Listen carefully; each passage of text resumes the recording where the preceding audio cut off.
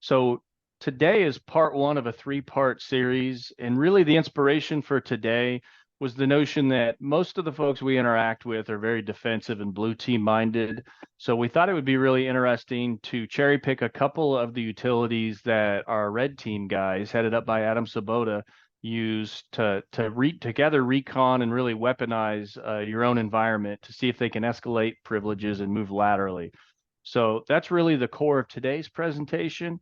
As always, we've got some help from some other Eagle friends. I don't know if you guys are a gaggle or a flock.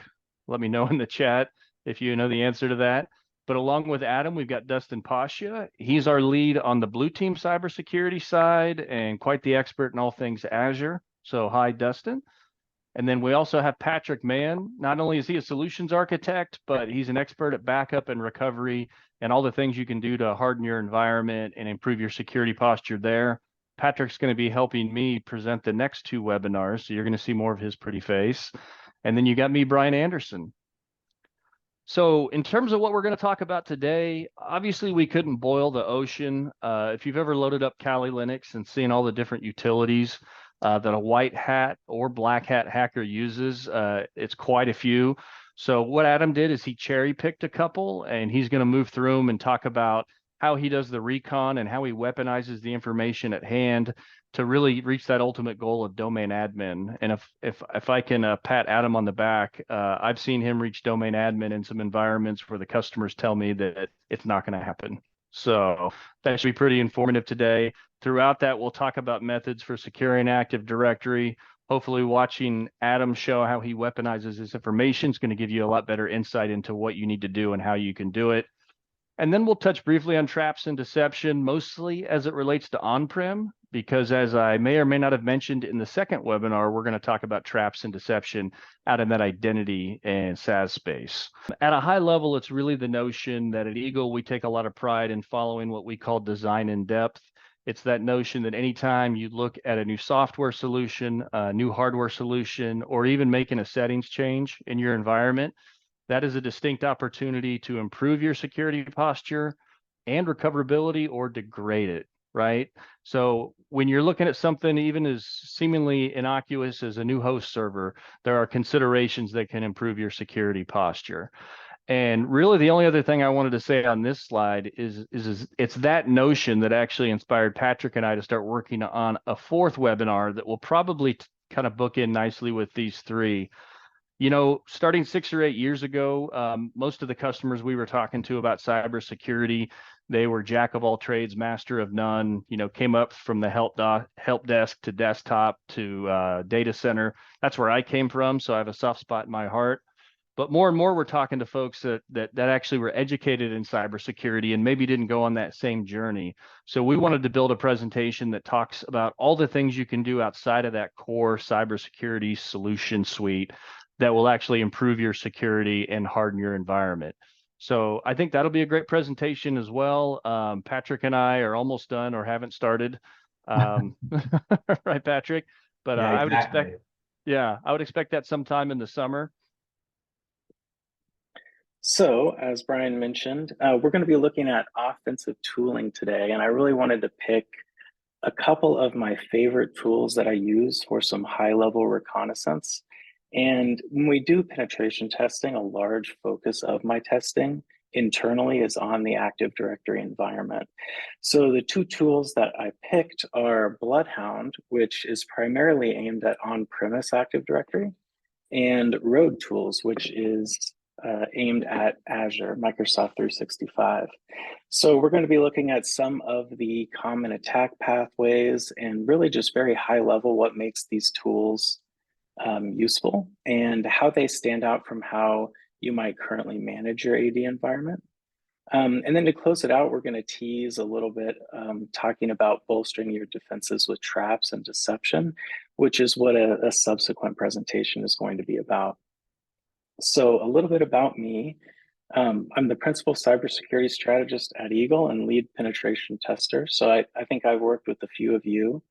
And my hobbies are offensive security. I've been really into malware development and analysis. So building payloads, you know, that can evade EDR products, as well as proactive threat hunting. And then recently I've been digging into large language model integrations and how that can be integrated in the threat hunting game to help improve those situations.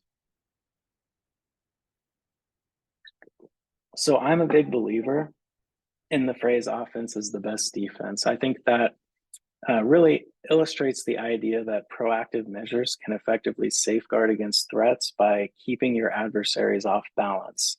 So it's really important to be proactive in cybersecurity, and it also helps you understand what holes you might have in your organization before they get discovered by bad actors. High level overview, we're just going to look at how a few of these tools, which are designed to be used offensively, can be used defensively to understand your environment in some ways that the default tooling you already play with doesn't provide out of the box. And the tool that I really want to start with is Bloodhound. Bloodhound is an on-premise tool that imports your schema from Active Directory, and it visualizes the relationships using graph theory. And their motto is 6 degrees of domain admin. And I think that's kind of a play on the concept of 6 degrees of separation, which is that idea that any two people on Earth are 6 or fewer acquaintance links apart. So in the context of Bloodhound, it refers to the idea that an attacker can potentially compromise your domain admin account or just any high privilege object by chaining together a series of lesser known or indirect relationships and permissions within AD.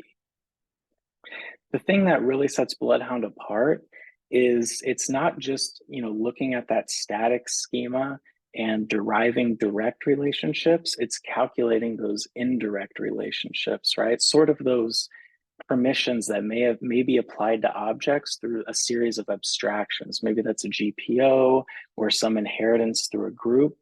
And it really helps you visualize that and understand what you have going on that you may not be able to see in those tools. I like to call it Google Maps for Active Directory. And I borrowed that quote from one of the creators of Bloodhound. But think of it as a dynamic pathfinder that evaluates the possible routes from object to object by looking at permissions, group inheritance, GPO links, and much more. So as I mentioned before, we're using graph theory to bring in that data, derive the relationships between them, and then present it to you in a visual format. And really, to hammer home, the true power of Bloodhound isn't just how it maps those pathways, but really how it dynamically calculates those paths and shows you, that gives you those insights to relationships that you might not know exist. Another thing that makes the tool really special is that it will tell you, in layman's terms, how a path or relationship might be abused, and then give you an example of maybe a tool or an exploit that you could use to abuse it, as well as give you some OPSEC considerations. So if someone is trying to abuse this relationship, what alerts could we set up to fire, or what might we see in our logging? I do want to talk really quickly about the Bloodhound versions, because if you look it up online, there's 3 different versions. The one we're focusing on today is called Bloodhound Legacy. And that's the original version, and it's still the one that ships with Kali in the repositories by default. However, it's very similar to the Community Edition, which is effectively going to replace it over time. Bloodhound pivoted to a paid model a few years ago, and they call it Bloodhound Enterprise. And the big thing that separates Enterprise from Community and Legacy is that it automates a lot of these processes for you. So it's in the background, it's updating, it's pulling in that new AD schema, it's checking for these relationships, and then it's alerting you proactively. The Community Edition and Legacy are completely free. You just kind of have to do the heavy lifting yourself. Now, the nice thing is, even though we're focusing on the legacy version, it's pretty much feature parity with Community. Community is just a new code base that shares one code base with Enterprise. The reason I didn't focus on Community and the reason I don't use it personally is because it's still pretty new, and a lot of the third-party plugins and integrations that I use with Bloodhound Legacy are not yet compatible. So I'm focusing on Legacy, and I wouldn't let the word Legacy deter you from trying it out. I still think it's going to be relevant for quite some time until they get the new Community edition kind of up to par. But did want to give you a heads up on that if you look, because it might be a little confusing with all of the versions out there. Yeah.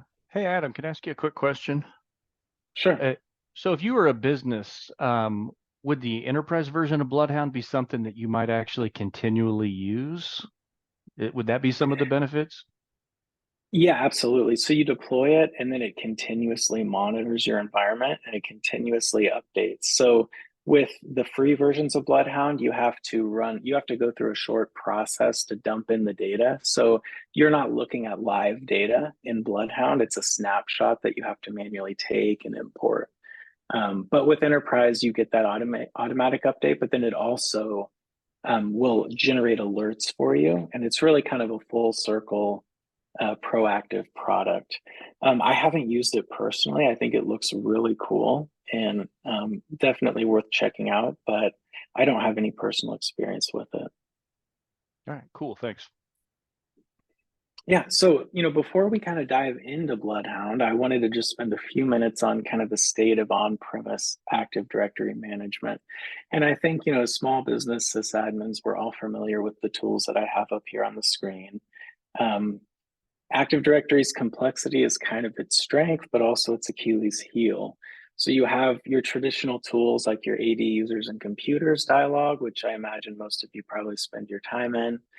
You have that Active Directory Administrative Center, and then of course PowerShell if you want to spin that up, import the modules and run some queries. So these tools are very powerful, and you can get a lot done with these tools, but they don't visualize relationships in a very good way. It makes it very difficult to understand. Often when you open Active Directory users and computers, you're clicking through nested folders on the left pane, then you're digging into your objects and you're right clicking and going to properties and going to one of the 20 tabs and hitting some other button, so your workflow is just a series of nested windows. And at the end of it, it's really hard to keep straight in your brain what a lot of the associations are, what necessarily is going on. So PowerShell kind of fills that gap. You can run queries, and the downside again is you're getting tabular, text-based information back. And I'm a really visual guy myself. I think it makes something as complex as Active Directory somewhat easier to digest. So we're going to compare and contrast it there. And I think understanding the differences and then seeing the value that Bloodhound provides is going to be key, and I think really get you guys excited to try it. So just to recap, we're familiar with this screen. You have to drill down into things, multiple tabs, and this gets even more tedious when you're looking at things like GPOs. So you have to go into the group policy object editor, and then there's permissions on like both ends of the GPO, or you can have permissions on one side of the object and on the other. And it's just very difficult to understand, especially in environments when, maybe you started off when Active Directory was new. Maybe you have, functional level 2003 and you've just been upgrading it for over a decade. It's easy to forget or not realize a lot of those potential pathways that have been left open from previous admins or just previous configurations. So let's look at the Bloodhound approach. Here's a screenshot from Bloodhound, all visual and graph-based, and this particular query is just showing us all of our domain administrators. Now, you may find that reading a list of domain admins and the Active Directory users and computers is more convenient than this. But say they're nested under different folders or permission levels are applied through a number of inherited groups. It's just difficult to see that all in one pane of glass. So this particular example isn't great, and we're going to dive into more more that really demonstrate the power. But just to give you a taste of the basics, this is what it looks like. On the right, you have your visualization, and then on the left, you have your node and object info. So I don't show it in this screenshot, but if you were to click that node info tab in the upper left and you click on a particular user, you're going to see, that user's SID, the description, all of that stuff you see in the properties window of Active Directory users and computers, you can see in Bloodhound. So Bloodhound is taking that data from Active Directory and it constructs a navigable graph. It highlights how objects like users, computers, and groups interact. And then these visualizations will expose the complex and convoluted paths that often an attacker could take to escalate privileges or compromise your resources. Pivoting back real quick, let's take a look at the group policy management window, right? We're probably all pretty familiar with this.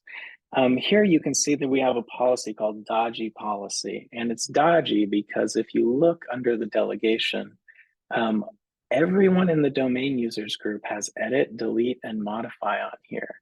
And why is that dodgy? Well, if any low privilege domain user can edit a GPO, that means they could modify the GPO maybe to run a malicious script. And then if that GPO is linked to a high privilege server that they wouldn't normally have access to, and it updates and it runs that script, then they've compromised that machine. So we can see that relationship pretty clear in the GPO manager. We kind of have to dig down. We have to go through each individual policy manually, and we have to double check everything. If you have 50 policies, as part of your auditing, you'd have to click through each one of these or run a PowerShell script, which can be done. But with Bloodhound, you could just run a GPO security query, right? And you're going to get something back like this. So this is really neat. This is showing you that Jane, if we start at the left, Jane is a low privilege member of the domain users group. And we can see that she has a generic right and generic all privilege on the dodgy GPO policy. Furthermore, we can see that that GPO policy is linked to a development group in AD, and we have a file server that's a member of that group. So really quickly, we've seen a potential attack path, right? We have a low privilege user that could modify a GPO that's being linked to a high privilege object. Normally, this would be really difficult to find if you're not going through, each GPO in Active Directory. But as an attacker, if we can import that schema and we run these queries, we get a graph like this. And already I know exactly what I need to focus on. I need to compromise a domain user, edit a GPO, and then get on the file server. So this makes it really easy. It spells it out, pretty plainly. And that's just one quick example of the power of Bloodhound there, where it would be difficult and tedious to find that otherwise. One of the things I use Bloodhound for the most, and this is probably the most popular use case, is identifying a vulnerable pathway to domain admin. So there's a built-in query called find shortest paths to domain admins, and it goes through every single object in AD and dynamically calculates their relationships and then finds a possible path to that domain admin group. So the example screenshot here, when there's so many nodes on the screen, it doesn't show the labels by default. So you can kind of get an idea though, like, we have users that are local admins to machines that have sessions on them from other users, and you just kind of chain, go through that chain and hopefully eventually end up at domain admin. So when you're starting out with Bloodhound, I would suggest running this query as one of the first things you run, and you're probably going to see a lot of pathways. And this is pretty typical, as you start to go through and clean up some of the gaps in your environment. Sometimes this graph is so complicated and so large, Bloodhound will spit out a warning and say, yo, like you're about to graph out 10,000 nodes. Are you sure you want to do this? So because of that, I will show you some ways that you can take bite-sized portions of that, and break it down. But this is really kind of where I start. And when I'm in a pen test engagement, as soon as I get a low privilege Active Directory credential, I'll dump that schema, load it into Bloodhound, and start mapping these out. So I know exactly what I need to focus on and what I need to spend my time on. And I'm not kind of churning my wheels, wasting potential engagement time or valuable time on exploits that may or may not work. So this high level, is kind of what you're getting. Now, if we want to break it down even more, we can use the Pathfinder in Bloodhound. So the Pathfinder lets you input a node you want to start at, and then you input a destination. That's where kind of the Google Maps analogy comes in, right? So here's an example of the shortest path to domain admin's query, which we just looked at.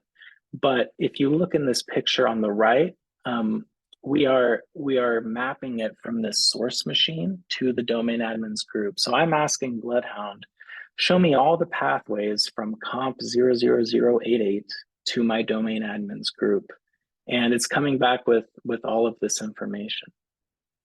Sounds kind of convoluted, but if you break it down into pieces, you can see how these paths really come together and how this is, a true problem.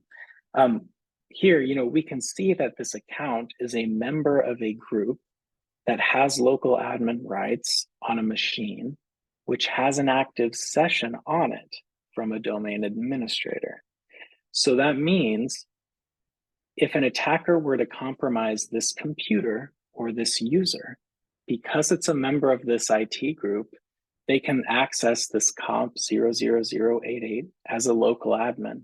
And when you have local admin rights on a machine, you have to consider it compromised, even if it has EDR on it, a bunch of security software, credential guard. That's really going to make it difficult for an attacker, even if they do have local admin. But ultimately, with local admin privileges, you could load a kernel driver if you want at the end of the day, right? So you could find some way to silence that EDR. You could find some way around it.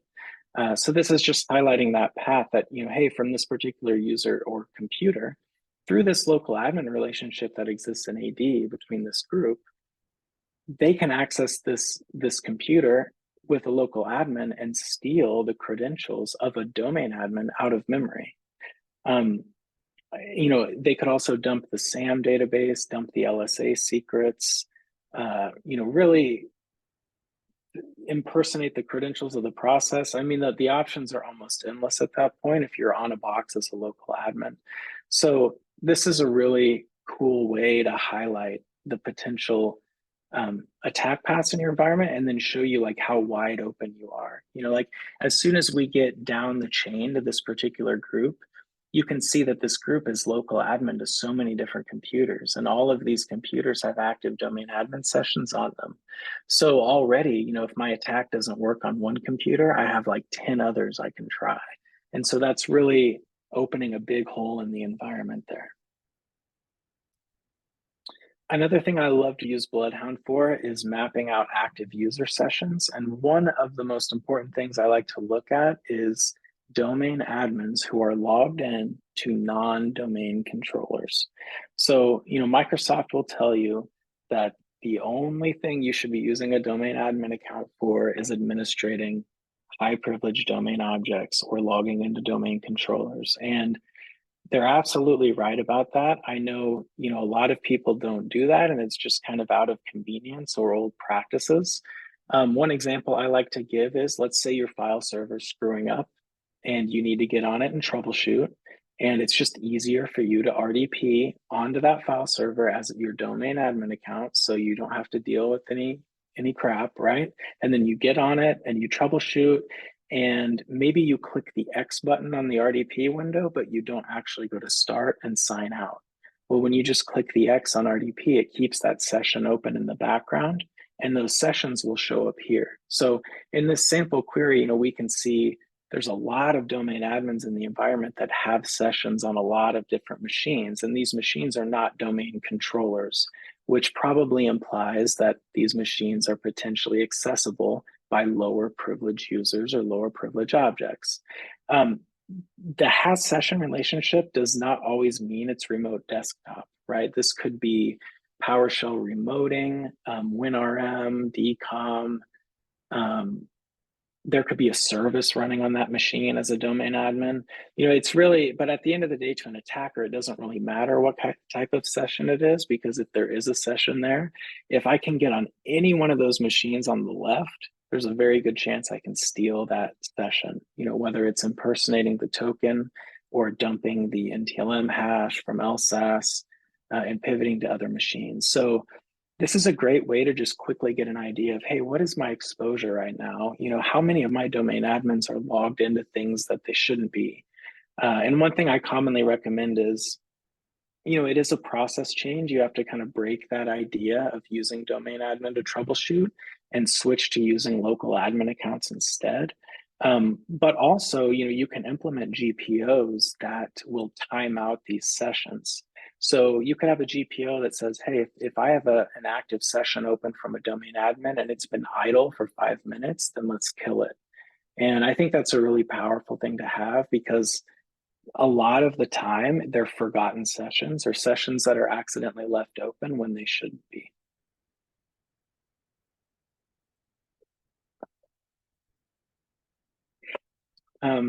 Here's another way we can kind of break down what Bloodhound is telling us. So I have a user, K Holyoke, and I want to say, let's say K Holyoke gets compromised. Is there any way that her account can reach a domain controller? So in Bloodhound, I put her account in the source and I put domain controllers in the destination, and it spits out this graph. And we can see, similar to a couple slides ago, that this user has an indirect pathway to obtaining domain admin or accessing the domain controller's object by chaining an attack path through 2 machines. Again, K Holyoke is a member of this group. For whatever reason, this group has local admin privileges set on this particular machine. And because of that, this machine also happens to have a permission set that allows it to delegate as this machine. And what that means is the machine can act on behalf of another machine. Oftentimes this happens maybe when configuring certain software or installing certain software packages. It may configure delegation just depending on the service. This can be set manually. There's a lot of ways that can be set. But that's a common thing that you may see, in Active Directory is delegation. And so really what this is telling me is if I have K Holyoke's password, I can get on comp00156 as a local admin. I can delegate as the other machine and access it as a local admin. And then I can steal the credential of B Crenshaw, who is a domain admin. So very clear path that is pretty easy to exploit in a real world scenario, assuming you don't get stopped by security software or other controls in place. And this is something that I think you would just really struggle to see or even know exists at all if you're looking at Active Directory users and computers.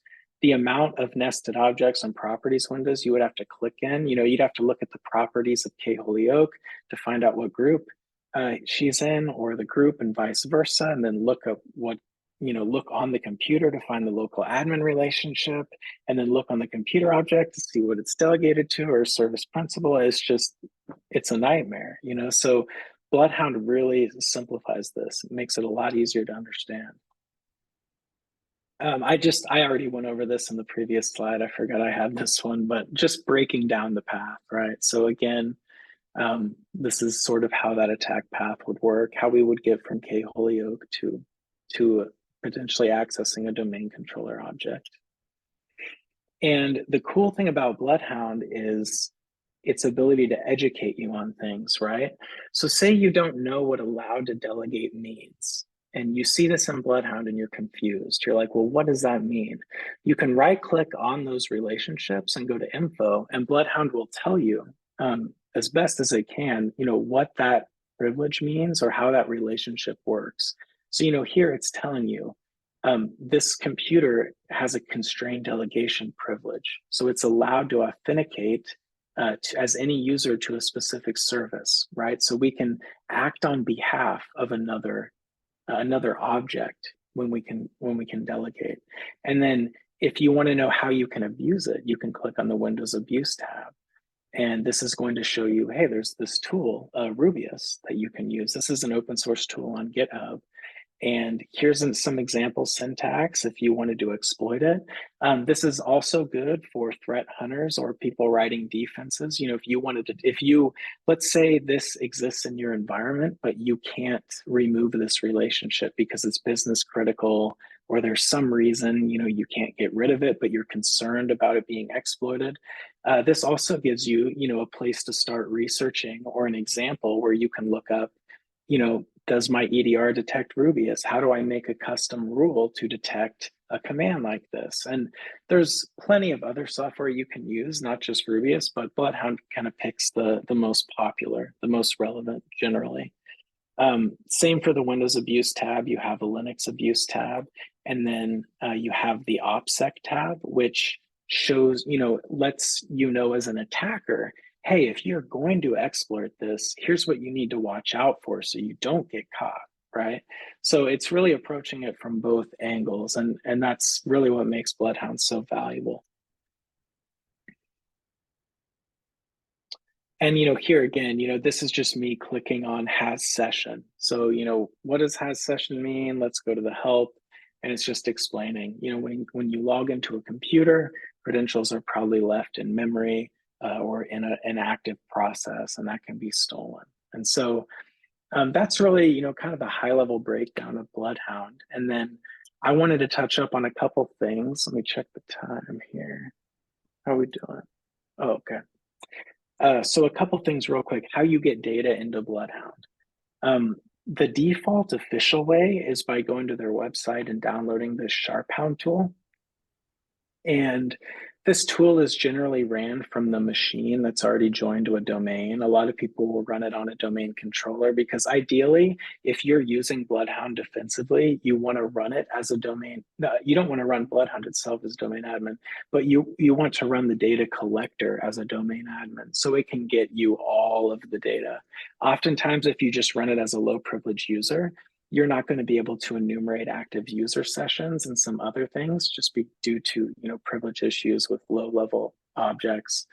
But there's SharpHound that's official. There's Azure Hound, which I'm going to talk about here in a second. And then there's bloodhound.py, which is kind of an unofficial script. This is what I use personally because you can run it on a remote machine. So as soon as you have Active Directory credentials, you just run this Python script, pass it credentials, it'll connect to the domain controller, and it'll dump all that data for you. As we talked about, I am going to have videos coming out of tutorials where I'm going to go through the setup and the importing of the data and show you, how to go through each step. Then I'm also going to go way more in depth on the queries I run in Bloodhound and what I look for, and like an example attack scenario. So I won't spend too much time on how to get data in on this one, but just wanted to highlight it in case you guys were wanting to look into it right away. And this is what it looks like. You just run the Python script, you pass it a username and password, a number of worker threads, and then I tell Bloodhound to zip it up. And as soon as this is done, you can just drag and drop that zip file into the Bloodhound GUI, and the data pops up. This is very noisy. Generally, when you run Bloodhound data collection, if you have a mature security posture already, let's say you're using Defender for Endpoint or another EDR, it's probably going to alert you at some point. The EDR is going to notice that there's something enumerating a lot of LDAP data. And so it's probably going to yell at you about that. And that's a good thing.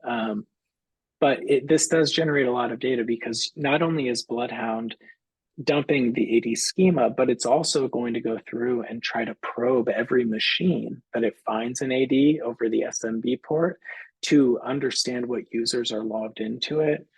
So it's pretty noisy, and you can expect it to probably trigger a few alerts. Now, if an attacker is using this tool, he's probably not going to enumerate it with the logged on collection method to make it a little more stealthy.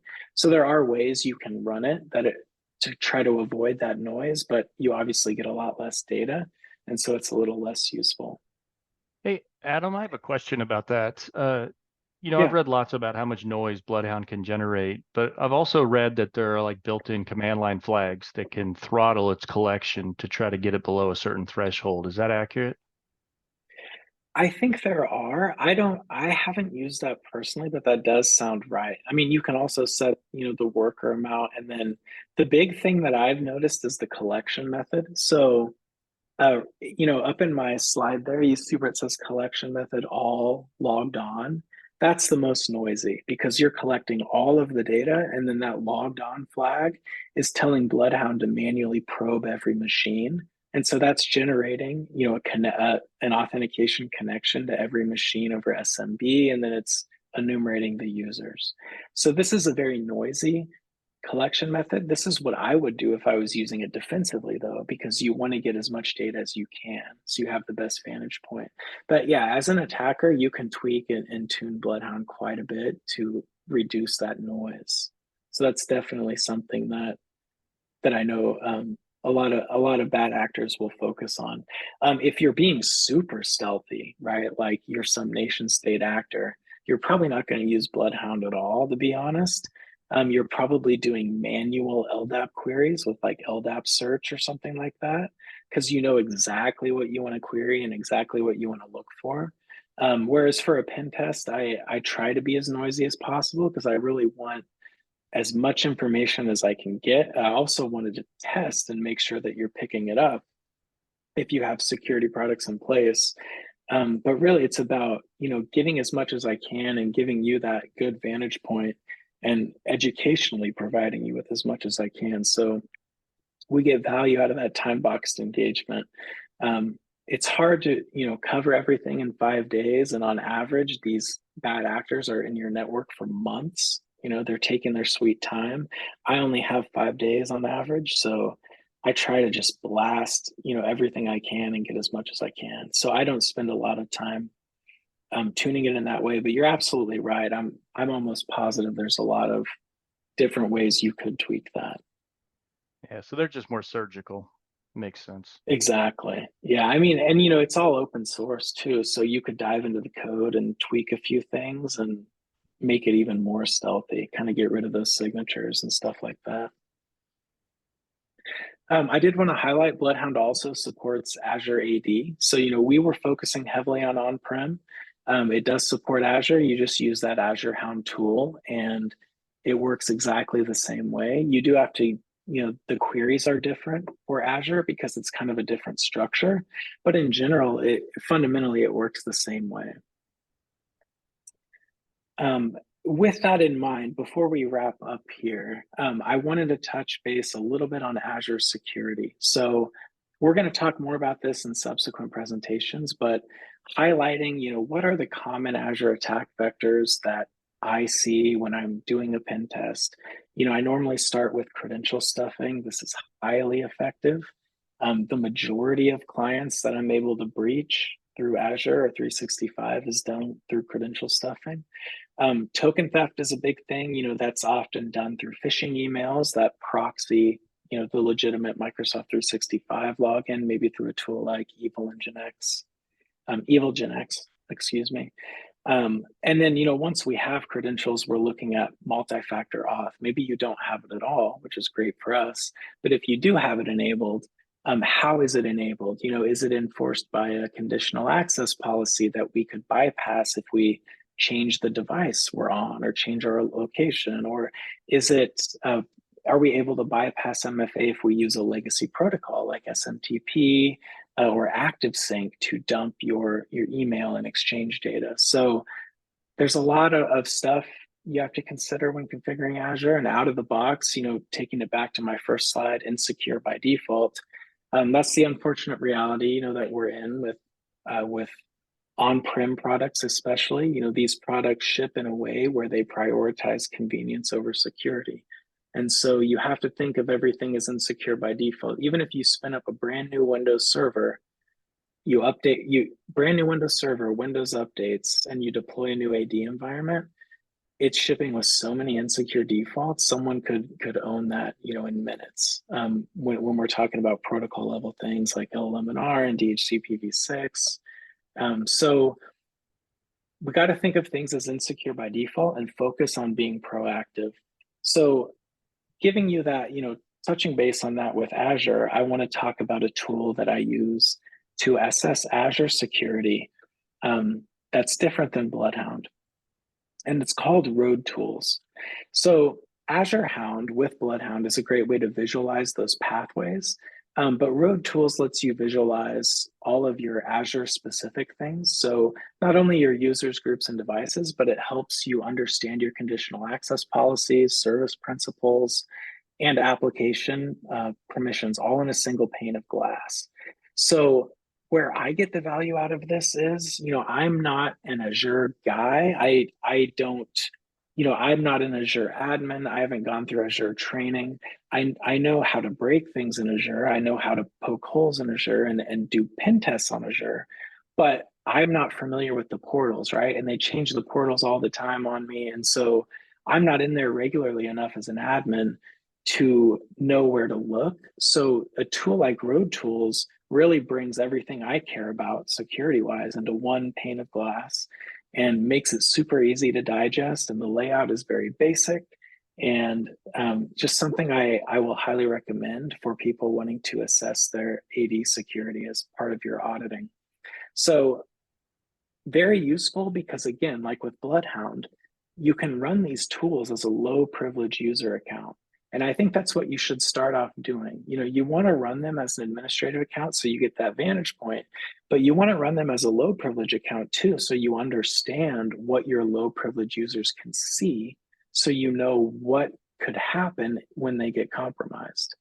And it's really enlightening to run Road Tools as a low privilege user in Azure and see what they can see, because you can see a lot more maybe than you would think should be possible. So here, it's just an example screenshot. We're dumping all of the service principal names here in Azure, and you can see, what type it is. Like we have this user, or we have this service principal, and then what its role is. This just gives you one screen where you can look at that. But where it gets more interesting is if you go in and you dump, say conditional access policies. So as an attacker, one of the first things I do when compromising low priv Azure credentials is use Road Tools to understand what the conditional access policies are. And it's not uncommon for organizations to implement conditional access policies that restrict user logons from certain locations, devices, or other parameters. So if you're trying to be stealthy, or you're trying to get around an alert, or you're being blocked from logging in, this is a great place to start. Here you can see this company has a CAP, conditional access policy, for MFA for Office, and that applies to every user in the group MFA for Office. So you could go back into Road Tools and click on that group and see who's in there. And you can see it applies to all 365 apps. Likewise, you can see other groups. This group, App Server Require Hybrid, they actually exclude Android and iOS. That means as an attacker, if I'm using an Android or iOS platform identifier or user agent, I could bypass maybe a part of that conditional access policy, or other way around. And vice versa. So this is a great way just to understand what your CAPs do all from one screen. And that's from my perspective of, again, not being in Azure every day. So I don't know necessarily where to look to find all of this. But I would bet, this probably provides some bit of convenience probably over Azure in terms of how much you may have to click around to find that information. Yeah, Another Adam, interesting. sorry Go to ahead. interrupt. It's worth adding. We're going to talk more about conditional access policies in the next webinar. So if you're unfamiliar with them or you want to know about best practices, we're going to cover that. Yep, I'm kind of flying through these here since we're running short on time, but we are going to deep dive into that a lot more. Again, with Road Tools, you get to see this is ran as a low privilege user account. So I can just see right away if they have certain things enabled. One common privilege that's applied to low privilege users is they're allowed to create applications. So that means they can go into Azure or a third-party website and create or register an application. Maybe this is some third-party service you use to manage your calendar, right? A user could add that app to Azure and then link it to their account. Where this gets interesting or potentially concerning is, as part of your security audits, you really want to go through regularly and see which applications users have associated, linked, or created to their accounts. and what privileges those applications contain.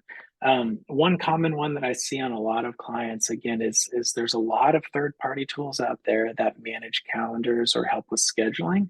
And these tools use the EWS API. And a lot of the time they request, all permissions on that, which means, theoretically, if that third party gets compromised and bad actors get a hold of those tokens, they could connect to your Azure tenant and dump all of your email.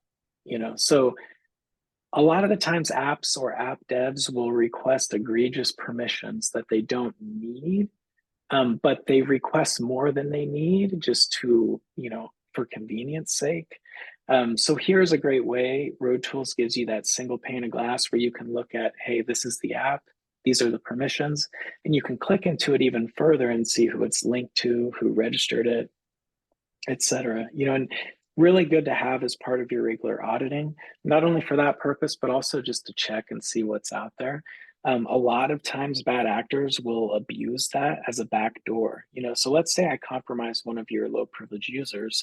I'll go ahead and register an app, which is a malicious app that I made, and I'll register it to your AD environment as that user. So you can add MFA to that user, you can switch his password, whatever, but I still have a token through that app, and it's kind of a backdoor in. So really important to keep track of what apps your users are registering. And I think a lot of clients can just turn off user app registration and force it through an admin whitelist without too much trouble. That's generally what we recommend doing. But that's a really great way to audit it.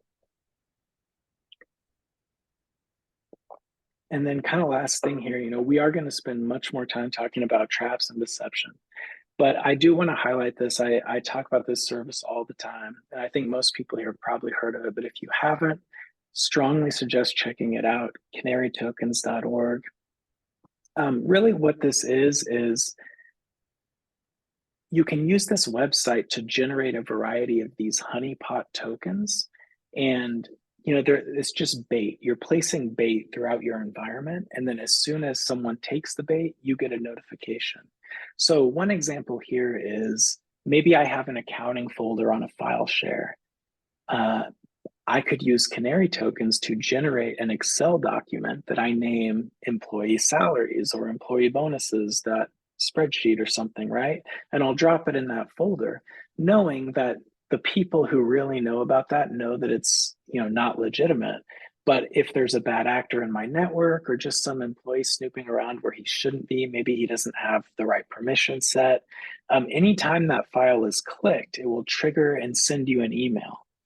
And this is something that you can set up in 5 minutes, and it could save you 5 days of pain. I mean, if you get an early tip that someone's poking around where they shouldn't be, maybe you have a bad actor in your environment who's downloading data, pulling data, you happen to see that, you investigate and you dig in and you find someone's in your network before you got alerted, it just saves you so much time. So the return on investment for setting up traps and deception is just astronomically worth it. I mean, it's very little overhead to do, and it can really save you a lot of time, and you'd be surprised how well it works.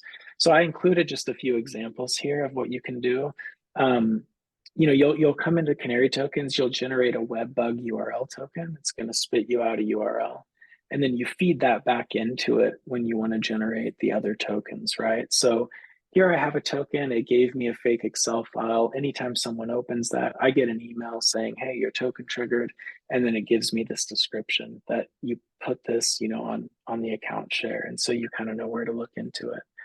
If you want to be even more stealthy and take it a step further, you can actually upload an executable, and it will sign that executable with a custom certificate that when that executable or DLL is loaded, or sometimes even dropped to disk, depending on the security software or what's going on, it will trigger that token.